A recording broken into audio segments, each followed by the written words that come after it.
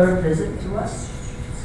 Mary Pat Kelly's deep knowledge of all things Irish informs her books, films, and academic work.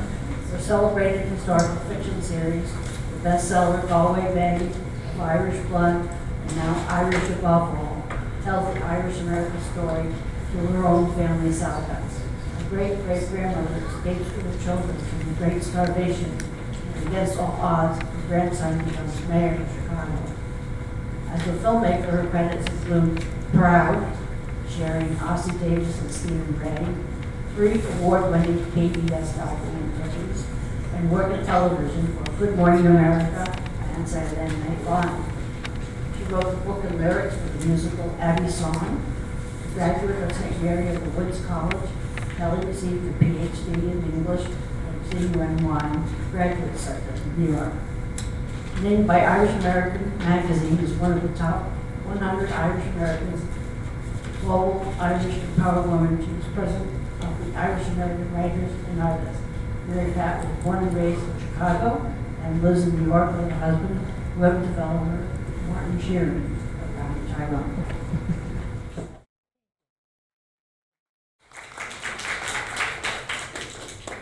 Thank you very much. It's wonderful to be back, and especially on such an auspicious day, Judy's transitional into another level of emeritus or whatever happens when you're really. But I want to commend Judy because I've been involved with organizations. It's one thing to keep an organization going for a year or 2 years, but 20 years, that is really amazing. So thank you. And I feel like those of us who are interested in genealogy are kind of like a secret society, that we go down these paths and we find these things, and nothing is better than finding another person who is also interested to say what you found. And I want to thank Tom Toohey, who's my agent. only he's the kind of agent you don't pay him, he takes you out for dinner, so thank you. And we were talking in the car of all the kind of branches of his family that he's discovered, and how each time you do, it's like another aha moment, because now we know about DNA, we're carrying those ancestors with us. I mean, they are Pat Hume, John Hume, the Nobel Prize winner, she told me a great story that some of her family emigrated to Australia, and she had an aunt in Derry that they used to kind of laugh about because she had this habit of buttoning up her cardigan from the bottom, right? So they go to Australia and they visited a cousin who puts on a cardigan and starts buttoning it from the bottom. So we're carrying all kinds of things we don't even know from our ancestors. And I want to thank, we have an ambassador from the Parade in Holyoke, Jim, who I was the Irish ambassador there, following in the footsteps of John F. Kennedy, right? Yeah, we had a ball, and so thank you for coming. And I love coming to, I always feel that these areas are very like where I grew up in Chicago, that same connection to your Irish heritage and the value of it.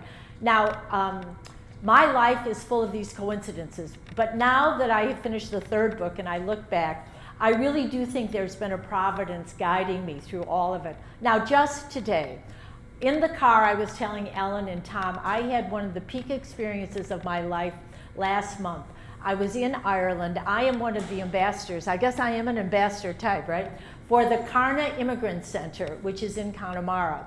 And there was an event there, launched the book there. And they introduced me, Martin Cahan, which I suppose is Keen, yeah, introduced me in Irish. And of course, Irish is spoken very commonly there. It's the first language. And then when he said it in English, it was, we're like to welcome one of our own. And I was like, oh, So who comes up to me today but Marie? Her cousin, Eileen Davis, runs that center, right? I mean, and Barbara, where's Barbara? Was it 2 years ago, 3 years ago? 2, yeah. When I was doing research for this book, Ellen Howard, my friend, none of my adventures in Boston over the 10 years would have been possible without Ellen.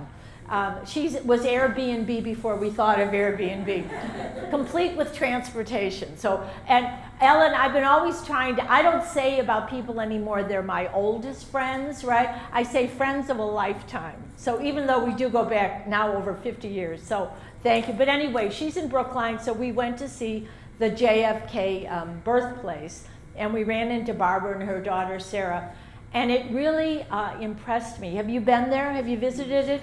You know, it's not a mansion. It's very humble, really. It's a lovely house. And the little twin beds where she gave birth to her children, and then you find out that the doctor was late coming to deliver Rosemary. They actually told her to hold on, that the doctor was busy. And that's one of the reasons why she didn't get enough oxygen at birth and her problems her whole life. And so when I was writing this book, in real life, as Judy mentioned, my great-great-grandmother who fled with nothing, her grandson, Ed Kelly, became the mayor of Chicago. And he and Joseph Kennedy had relationships, you know, friend-enemies kind of things. They were friends, but they were both involved in FDR's circle, and he kind of played one against the other. And so after going to Brookline, I thought, you know, that he's such a great character, Joseph Kennedy. And Jack Kennedy, and in real life, my father, when he was in the Navy as a Navy flyer, did meet John Kennedy. So you'll find that in Irish Above All, the Kennedys make quite an appearance, and it's all because we went to Brookline that day. So that's how my experience in writing these books have been, and I'd like to share that a little bit with you. First of all, I have to apologize for the blue jeans. I came on the bus, and I wore these, and I had my fancy Eileen Fisher black pants packed in the suitcase, right?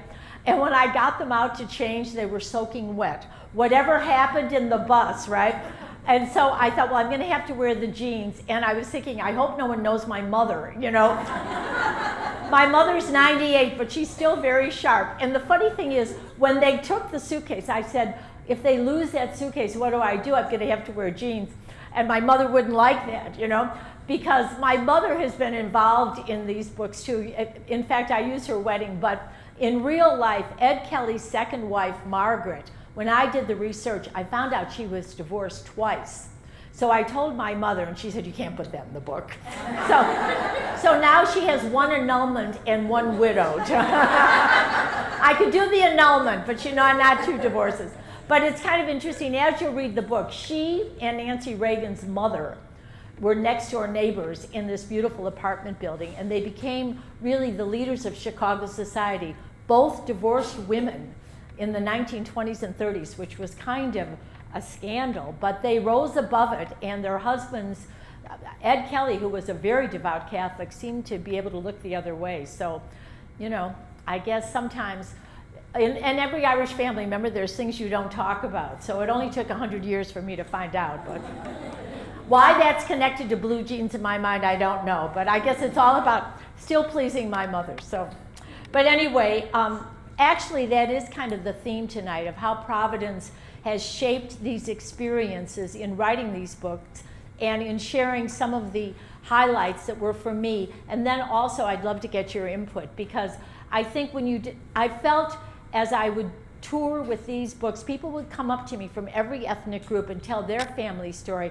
I think every family has at least a trilogy. And I think the wonderful thing about genealogy and about the resources we have now, that you can get a sense of what these people's lives were. And I don't know about you, but when I finished doing the research, I thought, I am very lucky to be here, because our ancestors went through a lot. And at every turn, there were really, the odds were against them surviving.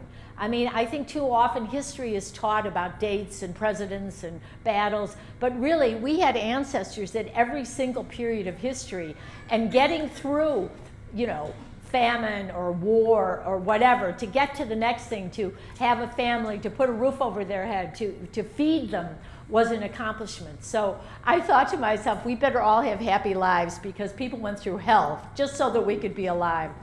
So when I was starting out, Frank McCord, who was a great friend of my husband's and a mentor to me, although mentor is too formal a word, he was like everybody's big brother. He said to me, when you go out, he said, don't read from the book. He said, tell the stories. They can buy the damn book and read it themselves. So the damn book is here if you would like it. But now when I kind of look back over this arc of 3 books, I realize how often chance or providence entered into it. And I think it's the same in doing genealogical research. All of a sudden you hit a brick wall and then something happens. Somebody mentions something, you meet someone, and it opens up a whole nother kind of vein of information. And that's what it was like for me from the very beginning. Because I grew up in Chicago, and while I was very proud of being Irish, Ireland itself was not part of our mentality, because our immigrant ancestors had come over during the Great Starvation, so in the 40s and 50s. Chicago didn't have the continuous immigration that the East did. I mean, I know friends in New York now who spent every summer on their grandparents' farm in Ireland and had a real sense of their heritage. We didn't have that. For us, Ireland was kind of Shangri-La or Brigadoon, this beautiful place that we only accessed really through music and St. Patrick's Day, turning the river green, cheer, cheer for old Notre Dame, McNamara's band, although we're few in number, we're the finest in the land. That was our experience of being Irish. And the message we got was, it is the best thing. Although we're few in number, we're the finest. Whether the odds be great or small, old Notre Dame will win overall. And that's how I grew up. But Ireland was a mysterious place. So much the fact that in 1969, when after working for 1 year at my first job, I saved money with my friend and I and decided we each had $500. It would be enough to tour Europe, right? $500, it would last us at least 6 months, right? It wouldn't last 6 days now, but then it was a different story. When we didn't even put Ireland on our itinerary, and she was Irish American too.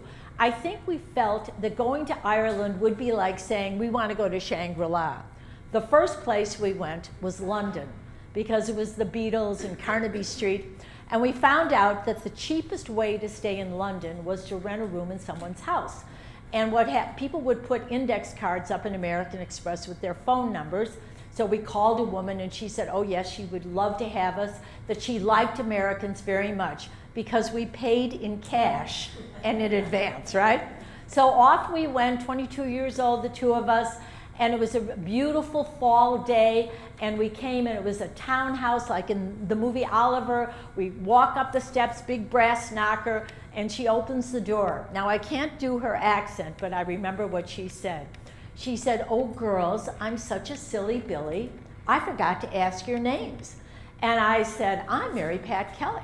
And she said, I'm Mary Beth O'Hara. And she said, Irish? And we said, yes, we're Irish. And she slammed the door in our face. Now, we did not understand what had happened. Because like I say, growing up in Chicago, there was nothing better than being Irish. Now, I have to confess something. I am not 100% Irish, right? I mean, in Chicago, that's the tip. We have some German. But when my sister was getting married, her brother-in-law-to-be said to his mother, you know she's not 100% Irish. And the mother said, don't be rude. And when I was giving this talk in Chicago, one of my cousins stood up and said, that's on her mother's side, we're 100%. And in fact, when my great aunt would introduce my mother when she was engaged to my father, she'd say, Mary Ann isn't 100% Irish, but she has 2 brothers who are priests. So that's how I grew up. So this woman is shutting us out, doesn't want to rent to us. It actually took a African student, Aquila Zimpasa from Zambia, to explain to me that the English still harbored prejudice against the Irish. Now, I was telling this story in a very fancy apartment on Park Avenue to all these women that had gone to the Madams of the Sacred Heart, and I could see a little grumbling, like I was exaggerating, and then an English woman stood up and said, no, that's how we were raised. And she said, when I came to the States and saw commercials for Irish Spring soap, I thought it was a joke. The Irish don't bathe. But when I think back, I thank that woman. Providence was really working. If she had been very nice, invited us in, given a cup of tea, we probably would have stayed a week and gone on to Paris, right? But now I started to think, well, what does it mean to be Irish? What could this history be that it's still lingering, this kind of animosity? What is it? And I think, because before to me, Irish was like breathing. It was just normal, the tribe, that was it. So because of that, I paid attention when I saw an ad in the paper a few days later. Oh, by the way, we found a bed and breakfast run by Spanish people. They were very happy to have us. And it was advertising a special performance of Waiting for Godot at the Abbey Theater. Samuel Beckett had just won the Nobel Prize for Literature, and they were putting on the special performance that included a very cheap round-trip ticket from London to Dublin. It was, I think it was like $25 or something. So we thought, great. Now, I'd like to say that Mary Beth and I were aficionados of Samuel Beckett. We had never heard of Samuel Beckett, right? But it starred Peter O'Toole, and we were very knowledgeable about Peter O'Toole. And we thought just to be in the same room with those blue eyes would be worth it. So off we went, and the deal was you flew on a Saturday night, like at 11 o'clock. So we arrived at midnight in Dublin. It was freezing cold. And Dublin Airport then, now it looks like the Mall of America or something, but then it was like a cinder block building, right? It was like, remember? And the way you got into town was on a city bus. The bus would wait for the passengers to get on. So we ran on the bus, sat down. Now, we'd had a lot of trouble on the buses in London because the conductors had these machines that would crank out the tickets. Remember? And you had to know where you were going and what the fare was, which we never. And we'd say things like, we're going to Leicester Square. And he'd go, it's Leicester Square, you know, you idiots. And now we're on the bus, and here comes a man in the same uniform with the same machine, getting closer and closer. We're digging through our purses, trying to find money, trying to do the right thing. And he stopped, and he said, would you ever relax, girls? He said, you're home. And we're like, oh. And I don't know, in Chicago we have this expression, you have the map of Ireland on your face, right? Well, she really did. She had red hair and freckles.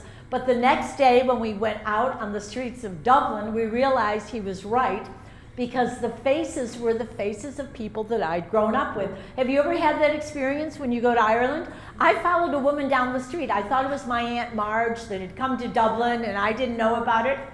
We went to church, and I said, this is the 10 o'clock Mass at Queen of All Saints. I mean, we know these people. So it was a Sunday, and the play wasn't until Wednesday, so we were desperate to get out in the countryside. But in 1969, to rent a car in Dublin on a Sunday, forget about it. But I have a friend that says things are impossible in Ireland until a wee man pops up and says, no problem. And this was the desk clerk, and he had a friend. Often there's a friend. And the friend brought over a Morris Minor Mini automatic. He knew to bring the automatic, and we could rent it. So I got in, I remember trying out the controls, and I said, is there anything I should watch out for? And he said, other cars. So off we went, and I fell in love. First of all, it was December, but it was really green. It was so beautiful. And then we went to our first pub. And to this day, I mean, in Carna, if you go to Moran's on a Sunday afternoon, people entertain each other. And that's what was going on in this pub. And this man stood up and he was reciting Dangerous Dan McGrew and the Lovely Lady Lou. And after every verse, someone would buy him a pint. Well, there's a lot of verses in that poem, right? And he stumbled and went down right near me. And he looked up and he said, Jesus falls the first time. And I handed him a napkin, and he said, Veronica wipes the face of... And I thought to myself, you know, all these Irish writers, James Joyce and the rest of them, they didn't make up anything. They just wrote down what they heard. And people were so generous. We walked out with pockets full of cigarettes. We didn't smoke, but you couldn't say no. And that night, we stayed in Utra Ard, the gateway to Connemara. We stayed in a place called the Anglers. And the woman's name, her married name was Hessian, but her maiden name was Mary Kelly, of course. And the next morning when we got up, she had taken out all her wedding presents to set the table for our breakfast. And strangely, talk about coincidences, I met one of her cousins, lives in Boston, a woman called Joan Kelly. So put that in your computers. You'll probably run into her now. So we're having a wonderful time, and this old woman, I say old woman, she probably is the age I am right now, with a black shawl, came and sat by the turf fire. She was looking at us, and she's talking to Mary Kelly, and they're going back and forth in Irish, which was the first time I ever heard Irish spoken. I thought, oh, this is so cool. But the woman was like pointing at me. And so finally I said, you know, what is it? And so Mary Kelly said to me, well, she wants to know what county your people are from. So I said, Cook County, Chicago, right? And of course, that was not what she meant. And that started me on what would be a 40-year search to find out exactly where my people are from. And when I came back from Ireland that time, I thought, you know, there's more to all this than turning the river green at St. Patrick's Day. And I decided, my family had moved to New York, and in those days you could go to graduate school for free. So I signed up to CUNY Graduate School, and there was no Irish Studies program, but one of the professors said that if I got information, he would teach us ancient Irish literature. So I went to the consulate and I explained that we would be studying Celtic literature, right? So he said, well, Celtic literature is very interesting. And I said, well, Celtic literature is the thing we're interested in. We went back and forth a few times. So finally I said, well, is it ever pronounced Celtic? And he said, I believe the Boston basketball team. So that's where I started from zero. But what treasures I discovered. I mean, the fact that Ireland's Iliad and Odyssey stars a woman, Queen Maeve, right? And that she took lovers and led armies. Believe me, we didn't learn about women like that at Marywood School for Girls, or St. Mary the Woods College, I can tell you. And then there was one woman, and it said she fell in love with this man, and she took him by the 2 ears as if he was a calf, and said, we're in love, we're getting married. And I thought, these are the Irish women I grew up with. I felt that a lot of Irish literature written by men, the women are such sad sacks, you know, such victims. And that was not my experience. I think a lot of Irish literature was written by guilty sons. I don't know if you know Trish Hardy, who's the editor of Irish America magazine. She said some Irish male writers should be condemned to come back as their women characters. I don't know where all these guys have their experience. I mean, it seems like every other woman's a prostitute in Irish literature, but anyway. So I thought, well, wait a minute, these are figures that I really can connect to, I'm really interested in. And then, to put myself through graduate school, I was working at Good Morning America. And through that, I met John Hume. And I was desperate to have, this was 1976, so he was not very well known. So I was desperate to have him on. But they weren't interested in anyone talking about peace in Northern Ireland. They just wanted, you know, the more violent. But he, as you know, he would go on to be the only person to win the Nobel Prize, the Martin Luther King Peace Prize, and the Gandhi. So I decided, okay, I'm going to make a documentary about him myself. So I'm telling you all this to say, I'm really getting involved, I'm getting my PhD, I'm writing about Irish literature, I'm making movies, I'm going back and forth, but I still don't know what county my people are from, right? And it's kind of bothering me, to the point that I asked my father to travel with me to Ireland. He and my mother had been to Ireland, but I was very dismissive of the way they traveled. I mean, they stayed at Ashford Castle, and I said, Mother, that's not the way you do it. You know, you stay at farms and bed and breakfast. But this was days when there wasn't central heating. You know, finally I said, Dad, well, maybe one night in Ashford Castle. But so I said, do you have any information about the family? And he said, well, I heard Galway. So we went to Galway City Hall. And my dad was a big, remember Ellen, a big kind of Chicago guy, very confident, Irish American, knock on the door, and the county clerk opens the door and he says, my dad says, good morning, my name's Michael J. Kelly. And the man said, so's mine. And so were half the men in Galway. So we explained we were looking for Kellys, and so he wanted to know, well, what maiden names, and we didn't know. And as you know, you can do a whole family tree, and if you don't have the right names, it's somebody else's family. He wanted to know what townland, we had no idea. my father said, well, I know when they left, it was in 1848. And he goes, well, that narrows it down to 2 million, right? So then he did a wonderful thing. He took a pen and he said, see this pen? The Pope was in Galway 2 weeks ago, and he used this pen to sign our visitor's book. And then he took the pen and made the sign of the cross over my father, and he said, there, you have a papal blessing. And I felt he was telling us, you're never going to find your roots, but you're going to go straight to heaven, so don't worry. And then he gave my father the pen, and he said, here, sign the book, which he did. And he said, you are enrolled in the county of your ancestors. And for my father, that was great. Good, done, let's go to the pub. But not me. I started to get obsessed. As much as I loved Ireland, I wanted to know where the real place was, not just this generalized love of it, but where were we really from? So when I came back, we had moved to New York, and it's a long story. I continued to work in the media, as she said, Saturday Night Live. Going to graduate school and working at Saturday Night Live at the same time is very interesting, believe me. And I was going out to LA for the show, and our plane was grounded in Minneapolis.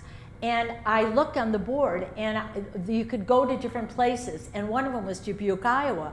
And I remembered that my father had a cousin who was a BVM nun who had retired to Dubuque, Iowa. She would live to be 107 years old. She was in her 90s then.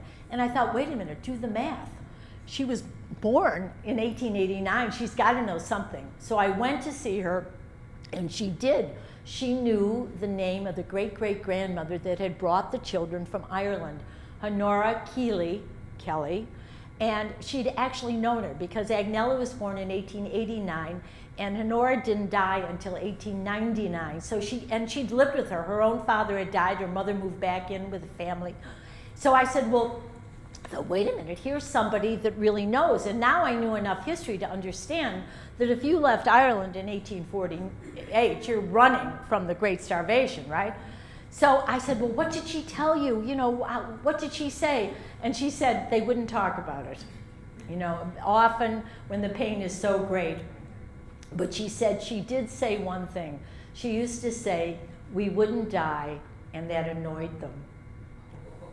And she said, then Agnella said to me, she would talk about the fact that they'd been trying to kill us off for centuries. This is the prologue to Galway Bay. And yet, the Irish had survived and prospered because of their secret weapon, the potato. The land had been taken, as you know, the crops had to be given to the landlord for rent, but the potato had such nutritional value, which the English never caught on to, that the families were able to prosper until the blight killed the potato.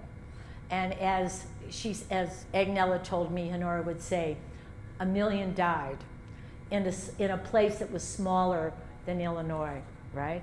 Half the size of Illinois, and yet 2 million survived, and one reaching back for the next. Agnella said it was really one of the great rescues of human history. We saved ourselves. You know, nobody helped. It was someone coming over, earning the money, sending it back, and that's how we survived. And here we were now doing well. And this was Honora, and these were her words. So I was determined to find out where. And then finally, the government started to put the church records online. Before that, you know, you had to go to the parish, and you'd knock on the door, and you'd wake up the parish priest from his nap, and he wasn't very interested in helping you. Plus, I always had a feeling that there were like secrets in those books. You know, God forbid you'd see somebody, right, exactly, something that you weren't supposed to see. But anyway, I was able to find out that Nora Kelly had been born in Barna, County Galway, about 5 miles west of Galway, in a little townland called Freeport. So I took a taxi from Galway to Barna. I had stopped driving in Ireland. You lose enough wing mirrors and you decide that's it, right? And but when I got there, nobody seemed to know exactly where Freeport was. But in the middle of town, there was this empty space that went right down to Galway Bay. And I saw a tank where they keep compressed gas, and stenciled on the tank, it said Freeport. So I thought, oh, this must be it. And it was beautiful, a beautiful day, and Galway Bay was sparkling, and it was completely empty. It was about 100 yards of just empty greenery. So I jumped over the wall, ran down. I think I, put my arms in the air, and I look over, and the woman from the house next door is coming across the field. And I thought, uh-oh, what did I do?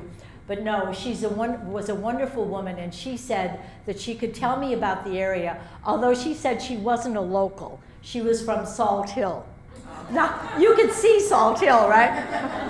I mean, we used to have a thing north and south of Peterson. Oh, I wouldn't know those people. They're from south of Peterson, right? So she told me that it had been a fishing village, and there were 30 families there, and one night during the Great Starvation, the landlord had evicted all the families and burned the cottages to the ground because he wanted to build a seaside resort. I mean, there were bodies in the road, and he's thinking about building a seaside resort. But she said, she dropped her voice and she said, but he never built it. And she said, from that day to this, anytime someone tries to build something here, something happens. They had planned a 6-story hotel, and then the Celtic Tiger bust, and that was the end of that. And she said she thought the spirit of the people that lived there were guarding it as a kind of memorial. And I thought that was very mystical. And then she said, but I wonder what happened to them. And I said, yeah, I wonder what happened to them. And I thought, wait a minute, I'm what happened to them. You're what happened to them. There are places all over the world where the neighbors are saying, whatever happened to that family, Because 100 years, 150 years, in the continuum, they have found bones in Ireland that are 3,000 years old, and they're school children that are direct descendants. So it's not that long that we've been gone. And that moment, I felt that there had been a hole in my heart that was being filled that I had not even realized was missing. It was an incredible experience. And then I went further and found out that the Keeleys had originated in Carna, that they had come toward Galway. They were fishing in Carna and then came closer to Galway. So really, I was a Connemara woman. And when that woman, if only I'd known when she asked me what county, I could have said, from your county. I'm from your county. So that was my discovery of Honora, and that's how I was able to tell Galway Bay. And my discovery of Irish literature then led to the second book, Of Irish Blood, because that's the experience that my great aunt Nora, who we called Noni, had. Now, in real life, she lived in Paris from 1911 on, but she was a buyer for Marshall Field. But I thought that was pretty boring. So I had her on the run from a bad boyfriend, a gambler and a gangster and all that, because there were a few of those in Chicago in those days, right? But I dedicated the second book to my mother and my aunt. And when it came out, I thought, oh my goodness, my aunt knew this woman, knew Aunt Noni, and now I've got her these sex scenes and having this boyfriend and everything. So I went to explain to her, and I said, Aunt Marge, this is historical fiction. I said, and I gave Aunt Noni this boyfriend, and she said, Aunt Noni had a lot of boyfriends. She married very late in life, Aunt Noni. So I realized that there was a story here, and I became fascinated with Aunt Noni.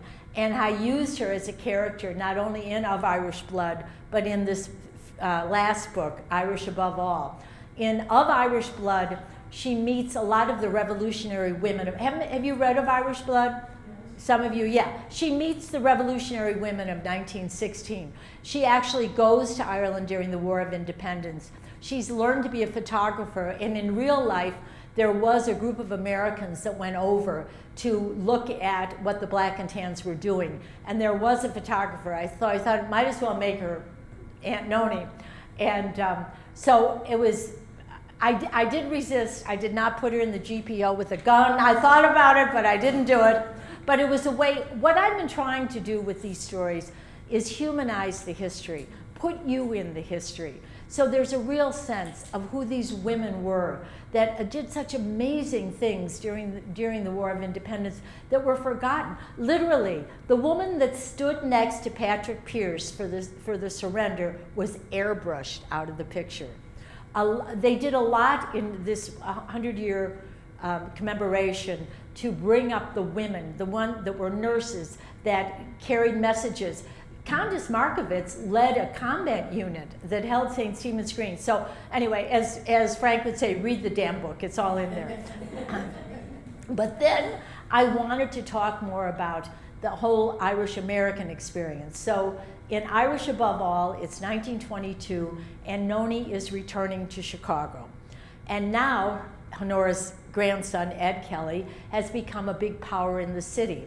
He is the chief engineer of the city. Now, he never went to school. He left school at 12 years old, as many people did, to go to work. But he taught himself, and he got a job cutting down trees on the canal system. And he studied how the canals were built. He had an unfortunate situation, though. He was browbeaten by a foreman who was a Republican, and he was a Democrat, and he punched the guy and knocked him out. So he was called in by Robert McCormick, Colonel McCormick, who was the head of the whole streets and sanitation, which is a big job in Chicago, and Kelly thought he was going to get fired. But it turns out that Colonel Robert McCormick liked a guy who could throw a punch. He is the one that started the Golden Gloves. A lot of this is inside Chicago baseball, but they became friends, and that friendship was very important in Ed Kelly's life. He became, they call him the father of the lakefront. The lakefront in Chicago, has anyone visited Chicago? Yeah, it was a dump. It was literally a garbage dump. People would dump animal carcasses and everything. He cleared it all out. He put in landfill, parks. He built Soldier Field. There was a lot of controversy because it cost 4 times as the LA Coliseum, but Kelly said they had 4 times as many people that needed jobs. So that's what you did in Chicago. And he found a way to make an alliance with the wealthy Chicagoans. So our museums are the Shedd Aquarium, the Adler Planetarium. Colonel McCormick was a very important person. So Ed Kelly had kind of a very unusual role in the city. He was very much proud to be Irish, but he had made these connections with the Chicago business community, which was important later. Because if you want to talk about Providence, Irish Above All opens with a moment that is not at the forefront of history, but could have changed the history of the world. And I'll read you that opening. Remember now, Nora is back in Chicago. She has a job as the chief photographer for Ed Kelly in the city, for the chief engineer. And the mayor of Chicago, Anton Cermak, who was the first Democratic mayor. The Republicans controlled Chicago through a man called Big Bill Thompson, who was named by Time magazine in 1922 the most corrupt politician in the United States, which is quite, and he was the son of a wealthy man, kind of a playboy, but he managed to get himself elected mayor a number of times. But they finally have gotten rid of him. Anton Cermak is the mayor. However, there's a problem.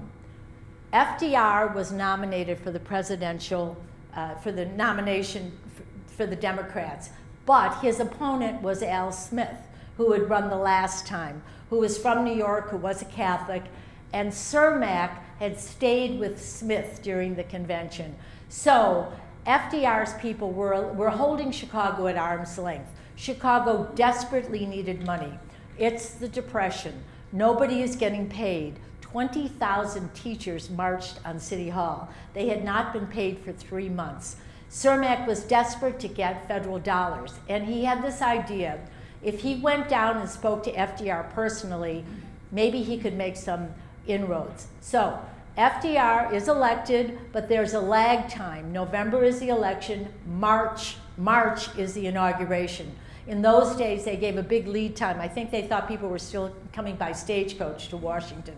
So he spent the interim on the Vanderbilt yacht. This is the man of the people, right? And he stopped in Miami. He was going to address an American Legion convention in a park in Miami Beach, and then get on a train and go to New York. So here's the opening of Irish Above All. I saved Franklin Roosevelt's life and killed the mayor of Chicago with 2 words, move closer. So Cermak has hired her to take a picture of him shaking hands with Roosevelt. But just at the moment that that is happening, a shot rings out. An assassin is aiming for Roosevelt. He missed Roosevelt by inches. He hit Cermak. Cermak would die 2 weeks later. Now, if he had been this closer to Roosevelt, if Roosevelt had been killed, we'd be living in a very different world. The vice president, John Nance Gardner, was a very conservative man. There would have been no New Deal. We certainly would not have gotten involved in the Second World War. I mean, all of world history was changed by this. Now, Cermak was the mayor of Chicago. He lingers. The boys come, Ed Kelly, they come to be with Cermak. They're going to hope he's recovering, but he doesn't. And so the question is, who is going to fill his term? They decide on Ed Kelly. He's not a politician, he's never run for office, but he's very popular because he has built all this and he has this relationship with the business community. So they run it by Cermak on his deathbed. Chicago politics, they don't stop just because someone's dying, right? So they said, what do you think about Ed Kelly for mayor? And he said, well, he'd do a good job, but if you get him in, you'll have a hell of a job getting him out. The idea was he just would be a placeholder. No. He ran for mayor. He was elected by the biggest plurality ever in Chicago history, much more than Daley, and served for 14 years. So that, you want to talk about providence or fate or whatever, that bit. So I spend the rest then of Irish Above All with Nora as the photographer, observing and participating in these really momentous events that Kelly was involved in with Franklin Roosevelt. There was, after Franklin Roosevelt was reelected twice, he was going to retire, right, like George Washington did, go out and go up to Hyde Park and, live his life. But they were afraid, they knew war was coming and who was going to take over. There was a lot of infighting. So Kelly and some of the other urban bosses tried to convince him to run again. And he said, well, only George Washington only served 2 terms. And Ed Kelly supposedly said to him, George Washington could not get elected alderman in Chicago. So the convention comes, there's a lot of debate, what's going to happen, and all of a sudden, a voice comes on all the speakers, we want Roosevelt. And by some odd coincidence, the galleries are packed. Thousands of city workers from Chicago begin the chant, we want Roosevelt. They started a near riot on the floor of the convention. All the delegates joined in. He was nominated by acclamation. Later they called it the voice from the sewer because Kelly had somebody down there with a microphone. And then, so that's Roosevelt. So he was very close to Roosevelt. And the other person who was in that circle was Joseph Kennedy. And I was saying, because of being in Brookline, I really wanted to bring the Kennedys into it because I always felt that Ed Kelly was very proud of being Irish, couldn't imagine anything better. Joe Kennedy, not so much, right? I think nobody in Chicago would send their son to Harvard when they could go to Notre Dame. Why would you do that, right? And so I had a lot of fun with that, with Joseph Kennedy being on the fence and Ed Kelly singing Irish songs. But it's interesting. John Kennedy was really awakening to his Irish roots. He came and addressed the Irish Fellowship Club in Chicago when he was young. I think he was only in Congress. He wasn't even a senator. And he quoted from the Lament for Owen Roe O'Neill.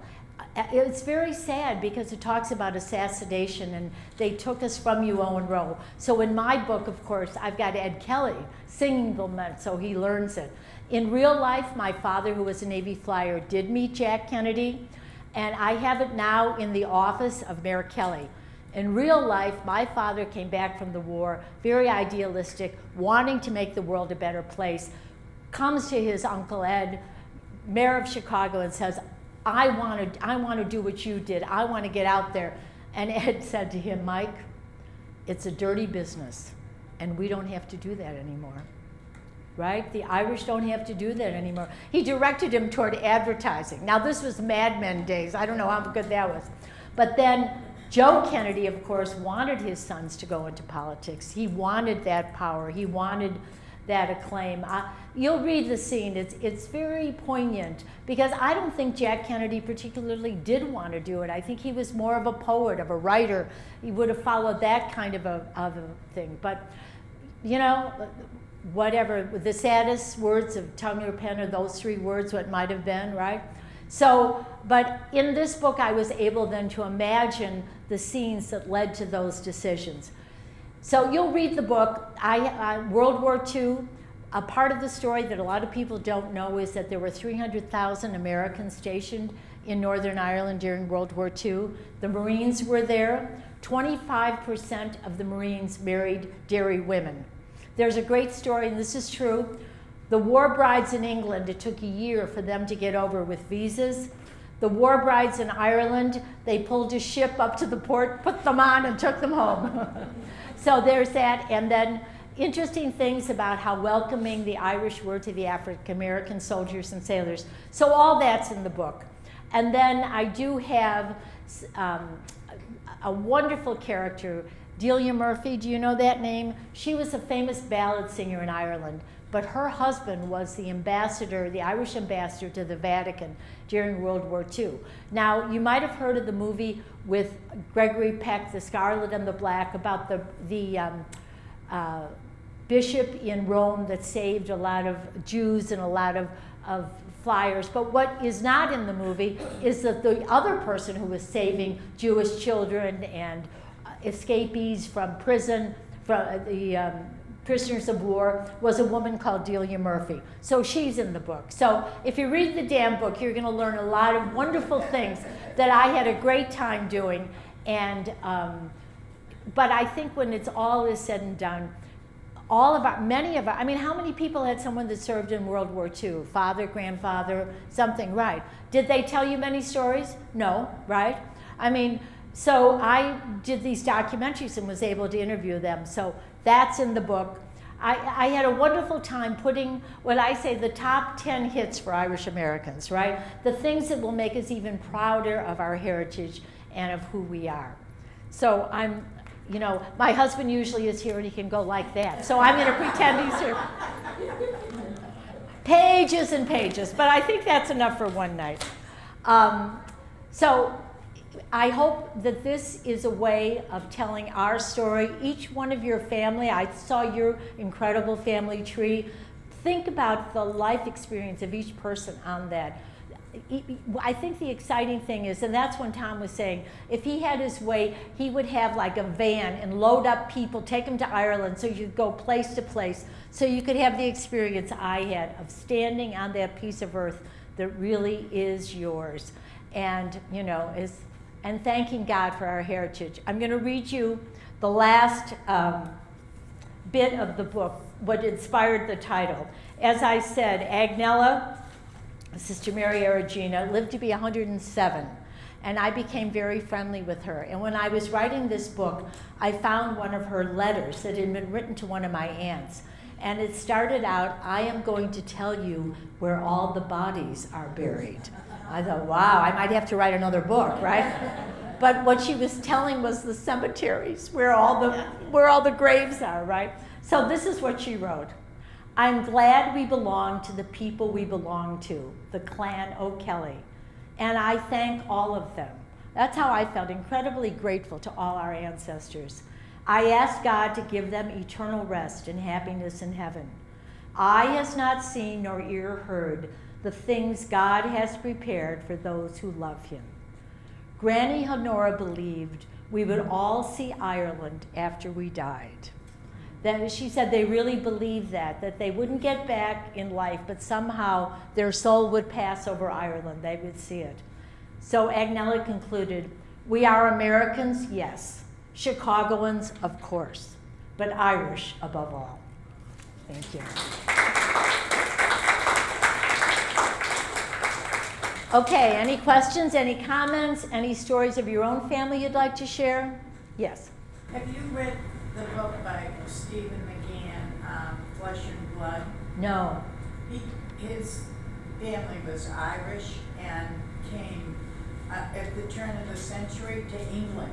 Oh. And he talks about how awful they're treated. And why I mentioned it, he's actually on the PBS show called The Midwives. Oh, I love it. Who does he play? He's the doctor. Oh, I didn't know that. I love that show. I love him too. He's really good. He is. Do you know that they got to keep the little Chinese baby? Yeah. His brothers are actors too. So Oh, wow. you may want to read that because it's really interesting. I It's would. about the 7 ladies. I would, because I cannot tell you how shocked I was. I think things were tougher in Boston. Chicago was a frontier town. The Irish really didn't have a lot of discrimination to face. I mean, you know, who's going to look down on them? The beet packers, you know, the Native Americans. I mean, it was much more of an open society, but Boston, I know, was tough.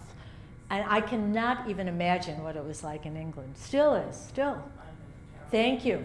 Thank you, yes. I read it was just a young birth tonight. It was a young birth in the third book. Pardon me, my birth, yes, I put myself in the third book, right. I have a question. One of the most moving parts of the story to me was when they were in Ireland, in Northern Ireland. They said they called it Northern Ireland, and they went up to Montreal from where they were. Was Eleanor Roosevelt really? Yes, Eleanor oh, can I hug you? You know, my husband said to me, if you don't stop talking about World War II, you're going to be the last casualty of World War II. But I love these stories because we grew up with them, but we didn't penetrate. They didn't penetrate. Yes, Eleanor Roosevelt visited Derry. And I take a little poetic license, so I have Nora accompanying her. And it's really true. She really did. And she was very instrumental in opening up for African American soldiers and sailors. And in real life, I did a movie about the African American sailors, and they said the first time they were ever treated as Americans was in Northern Ireland, yeah. And they would cross the border. Walter Cronkite was in Derry, and he told me they used to cross the border. They would put a raincoat on. The deal was guys would wait at the border with raincoats, that if you put a raincoat over your uniform, it didn't count as deserting. I mean, if they were ever strict about it, they could have been arrested, right? You know? But yeah, and going to Donegal, and that's all true about the Marines. And Duggan from, I can't say it right, Quincy. How do you say it? Quincy, right. Well, the head of the Marines in Derry, if Martin would hear, he'd be going, oh, please. But the head of the Marines in Derry was from Quincy. He was called, they called him Big Jim Dugan, right? Red Dugan. And there were 500 Marines stationed there to guard the Navy base. It's not too well known. Well, anybody have Marines in their family? You know what Marines are like, right? So the Lord Mayor of Derry, who was Protestant, and many of the Marines were Catholic, and a lot of them were Irish Catholic, he got tired of hearing how great the Marines were, and he said to Dugan, he said, well, you say your Marines can do anything, well, they can't play the bagpipes. A month later, the Marine Corps bagpipe band marched through the streets of Derry. That's true. And yeah, that is true. And it's true that they married Irish girls, and they, you know, I didn't know this, but it was very hard to bring the war brides back. Visas and all kinds of problems. They had a ship, and they actually called it the Marine Haven. This is true. I'll show you the picture. Pulled up to the dock, on they got, and off they went. Yeah, that's all true. Okay, how's our time? What time is it, Tom? Are we okay? Oh, there. All right, so 2 minutes. All right, so now I'm doing all this research. And through all kinds of strange circumstances, I'm involved now with the Marine Corps. I actually went to Bosnia with them when they rescued Scott O'Grady. So I'm coming back from one of these trips, and I have the Marine uniform on, like, because Alitalia lost my bags, right? I'm worried about blue jeans. I mean, I had to put on a uniform, you know, not the real thing, but the camouflage. So I'm getting off the helicopter in Camp Lejeune. And there's an African-American general or something there, and he's looking at me, and he said, what are you doing here? What, you know? I said, well, I got interested, so I started to tell him the story. Now, one of the best stories of the war is my husband's little town, Carrickmore. There was an African-American army group, like a quartermaster group based nearby. So this little town, It was a boom time. Every little house became a restaurant. They had pubs. All of a sudden, they turned a shed into a dance hall. The one car was the taxi. They were making money hand over fist until some white soldiers came to town and objected to the way the black soldiers were being treated too well. There was a brawl. So the next day, in every one of these little restaurants and pub, there was a big sign in the dance hall. It said, "No whites allowed," right?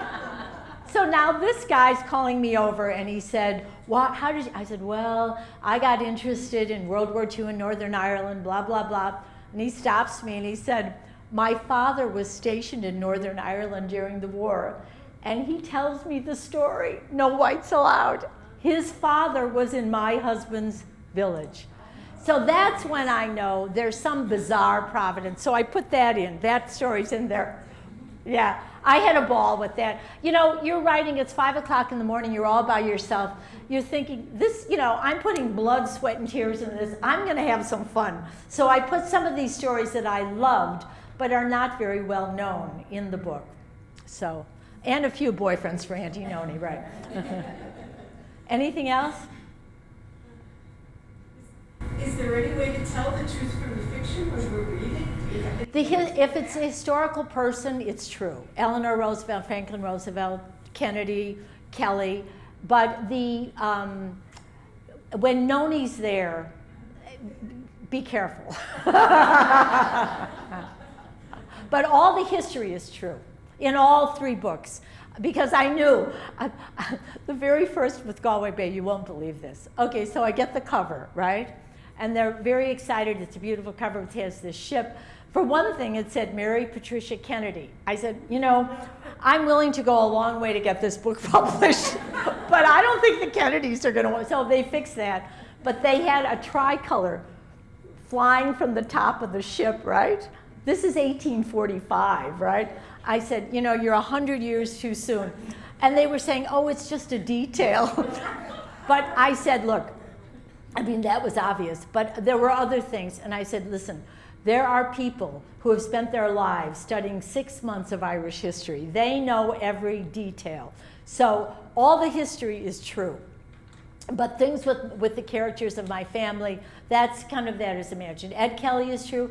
There's a whole bunch about Harry Truman, which is true. They picked Harry Truman to be the vice president. This I didn't know. Roosevelt's vice president, Wallace, do you know he believed in like extraterrestrial? He thought he was channeling a Sioux Indian. Can you imagine how they went with the big city bosses there? Get that guy out, get him out, right? So that was all true. The World's Fair, in real life, Sally Rand, I mean, the Century of Progress, that's all true. Margaret did have 2 husbands, but I cut one of them out, you know. But the history, I should really put on my website, but bottom line, if there's a historical figure involved, that's true. If Noni is there and making some assumptions, I did do one thing. It has always bugged me that British propaganda has made a big thing about Irish neutrality, right? During World War II, that somehow the Irish were Nazi sympathizers. That is absolutely not true. First of all, there was a lot of surreptitious help that was given to the Allies. The other thing was, what was Ireland going to do? I mean, there was a plan. The Nazis had a plan to invade Ireland. And so they had to be neutral. And Switzerland was neutral. They don't, you know, say about that. So I do have Eleanor Roosevelt meeting Eamon de Valera so that I can give the case for Irish neutrality. And that is made up. But she really was there. And de Valera really did make those arguments. Also, I do have the women near the end talk about what a betrayal it was to all these women that had fought in the War of Independence, the 1937 Constitution, that actually made it against the law for women to work outside of the home and all those things. But that's for another book, right? Well, that leads to a question. Will there be another book of this series? Well, no, this is it. The trilogy is finished. However, I've been approached by, to do a nonfiction book and to focus on the changes in Ireland since I first went there in 1969 and the leading role women have taken. I mean, when you think there have been 2 women presidents of Ireland, right? Both amazing women. Although, I don't know if this is true, but I heard that Mary McAleese said once, behind every great woman is a man looking for his dinner. So, I would like to do more. I would like to do a book that is truly nonfiction, that it's, you know, it's really true, and maybe use some of my own experiences, because I probably have gone to Ireland 250 times over the years. I don't tell them that, though. When you go to Ireland, people say to you, is this your first time in Ireland, right? And what do they want you to say? Yes, because they want to tell you. I said, if I said, no, I think this is 220, they'd say, what is wrong with you? Get out of here. So that will be the next. But the real thing to light candles and cross your fingers is they're considering a series. You know Roma Downey, who did Touched by an Angel? Well, she has a production company now, and she's optioned it for a series. Because, you know, there has never been a series about the Great Starvation. With all the historical things that have been told, the Irish story has never been told. So, yes. But there was another time, about 100 years before, they call it the Year of the Frost. The French. No, The- Year oh, a of the different- Frost. Oh, I think it was around 1750 when all the potatoes died. It was unusually cold for at least 1 year. yeah. And they said the water people starved then too and Yeah. immigrated. Well, it's so fascinating because after Cromwell, the population of Ireland was 300,000 people. Yeah. And then in 1830s, when my story begins, it's up to 10 million.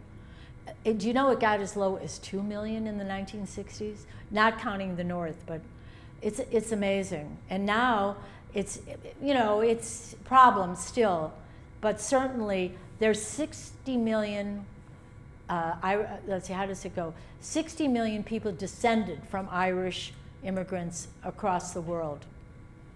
And I think it's interesting that it's really been in the last 30 years that there have been all these Irish festivals. And my husband runs a website called Baby Names of Ireland, because people were naming their children with Irish names and they didn't know how to pronounce them, or they didn't know what they meant. So Frank McCourt read the stories of like Siobhan and Saoirse and all the names. So there's a lot of worry that the next generation don't feel as connected to their Irish roots, but I don't believe that's true. I mean, if you go to any of these festivals and the you know, Celtic thunder comes and plays, I mean, it's amazing. So, but yeah, no, our story has never really been told in the way that it should. Certainly, I mean, so many movie stars and so many writers and everything, but when you get down to the nitty-gritty, it's a difficult story to tell. 1 million people starving to death while there was food in the country. I was at the Milwaukee Irish Fest, and this big Chicago fireman came up and he said to me, "I'm angry with you." And I said, "Why?" And he said, "I cried for the first time reading a book.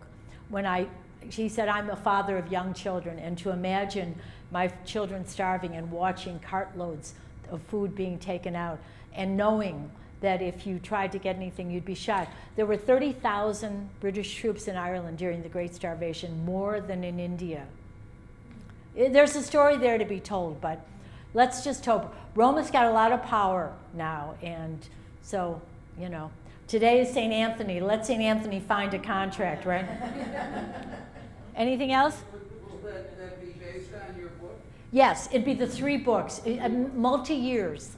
It would be multi-years, like, you know, Call the Midwife or Downton Abbey or, you know, something like that. I'd love to see it on PBS, but Netflix, there's a lot of outlets now. Well, like the fireman, I cried, but I also laughed sometimes during the book. I wrote this last book. I just read up to about halfway through, and then I said, "Whoa, this is going too fast. I've got to stop." So I would only let myself read a chapter a day, and then it was still going too fast. So I went down to 1 page a day. Tom. So I recommended it, and of course, read all. And you know, Tom has written music, and we have lyrics based on, and we were going to try to do them today, but the Go Bus was an hour and a half late. But maybe for Tierra. How many of you are members of Tierra? Do you go to the luncheon? Well, come, and the duo. The duo of Tom and Mary Pat will perform. I forgot what I was going to say. Tom, I had a funny story about that. A lot of people tell me they buy the book and they pass it around their family, right? And so this group of sisters was passing it around, and this one wasn't sending it on. So they finally called her and they said, "What's going on?" She said, "I don't want to finish it." I will say people do, I think they love it because it reminds them of their own family story. I think you see your great-grandmother, you see the members of your own family, because they were, actually Roma came up with a great, they say log line describing it. She said they had nothing, they had everything. Maybe they didn't have the material things, but they had faith, they had music, they had guts beyond belief, and it's a wonderful story, if I do say so myself. I was going to say my grandmother was born in England, but she was Irish, and she was sent as a home child to Canada. Oh. Did you ever read anything about that? A lot of them was sent there, and it's basically indentured servants. She was 10 years old and never saw her family. Oh my God. That's because they were all, they were starving. Well, that's the thing. England, I think the Great Starvation, it was like the country had had a nervous breakdown, and it became, if you could survive, all right, 10 years old, you're never going to see her again, but she's going to live. You're not going to see her become a skeleton before your very eyes.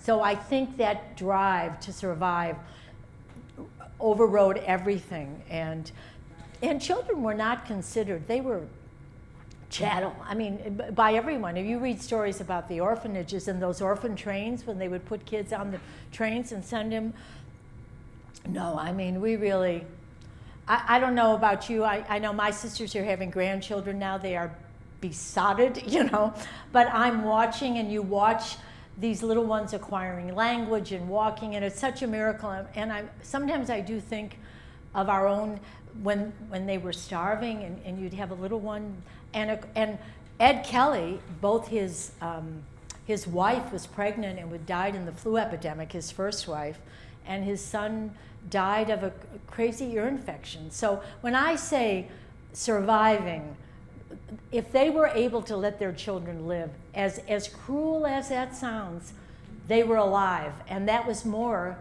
than millions before. We have no idea how many really were lost. They say 1 million died, but that is just an estimate. It probably was a lot more. One nice thing, not nice thing, but the last time I was in Ireland, some places are starting to put memorials up on the mass graves. Before, people wouldn't talk about where the famine victims were buried. But now, I think, now that Ireland has had enough years of prosperity, and stories like that are starting to be looked at. So, sorry. I just wanted to say to talk about the Irish in Chicago. The Irish in Boston, my father was a newspaper man in Boston. He was born in 1997, and he lived in London, so a lot of history. He didn't talk about his feelings, but he told me, don't ever forget how we were treated. Yeah. And of course, it wasn't quite so much for him because he did very well for himself, his parents and all. And I never forgot that because it was tough for him. Oh, have you seen Last Hurrah lately? It's, Spencer Tracy, I mean, it really is so good. And he talks about his grandmother being fired for taking a rotten banana home, Yeah, it was, well, in Chicago, 50% of the men that worked on the canal died of exposure and, mistreatment. They hired Irish to do things that was too valuable to lose slaves doing. Yeah, we've done very well, thank God, and I think the talents of Irish people were able to flourish here, and now are flourishing in Ireland for the first time, maybe in the last 30 years. But we came from a tough, hard place. And it makes you wonder, all those people that died, what talents did they have? What could they have contributed? So, but luckily, I mean, I always feel my brother has one son, a redhead. You want to talk about the map of Ireland, but he's a little bit precocious and a little bit mouthy and everything, you know. And my brother's always trying to calm him down. I said, you know what, Michael, we've suffered a long time. Let him be a little mouthy, you know, let him be a little arrogant. It's not the worst thing. Let these kids shine, you know? Why not? Okay? Well, you've been a wonderful audience, but you're not finished yet. Tom, you going to come up here with me? Thank you. The very first time I had the first book event, all the McCork brothers were there. Malachi, Alfie, and Frank. 2 are gone now. And we sang Galway Bay. And I promised myself that I would always sing Galway Bay as a tribute to all of our ancestors. That wonderful line at the end, you know, and if there's going to be a heaven, they're there, they're looking down at us. And I think we're very lucky. Madame? Thank you. Okay. You want to introduce Marie? This is Julianne O'Keefe. O'Keefe? Coggins O'Keefe. Ah, pretty good. Yeah. And she's a local singer and very highly recommended. Looking forward to singing with her and to all of you too. You have to sing along. Okay? And I'll keep it nice and low so we can all do it, okay? All set? Everybody got their words? I know you know it by heart, but it's funny how you forget. Okay. If you ever go across the sea to Ireland, Then maybe at the closing of your day, you will sit and watch the moon rise over Claddagh and see the sun go down on Galway Bay, just to hear again the ripple of the trout stream, the women in the meadows making hay, and to sit beside the turf fire in the cabin and watch the barefoot gossames at their play. For the breezes blowing o'er the sea from Ireland are perfumed by the heather as they glow, and the women in the uplands digging praties speak the language that the strangers do not know. Here's the militant part. Come on, sing with her. For the strangers came and tried to teach us their ways. They scorned us just for being what we are. But they might as well go chasing after moonbeams or light a penny candle from a star. And if there's going to be a life hereafter, and somehow I am sure there's going to be, I will ask my God to let me make my heaven in that dear land across the Irish Sea. Oh, beautiful. Thank you. Beautiful. All right. Tomorrow. Oh, good. We come tomorrow? Yeah, if you're good with me doing it at the beginning. At the beginning is Because I have to pick perfect. one of my kids up at 3. Perfect. We're going to Hudson, New Hampshire tomorrow. We're taking the show on the road. But I hope you check out my website, all that stuff, because my husband works hard on it. And come to the Tierra Luncheon in November. Judy? I have a question, Frida. What's gossoon? The boys. Gossons. Gossons? Young lad, yeah. Yeah. Yeah. The only Irish I know is Sláinte. Yes, I'll be able to sign books, sell books, whatever. Thank you. Bye.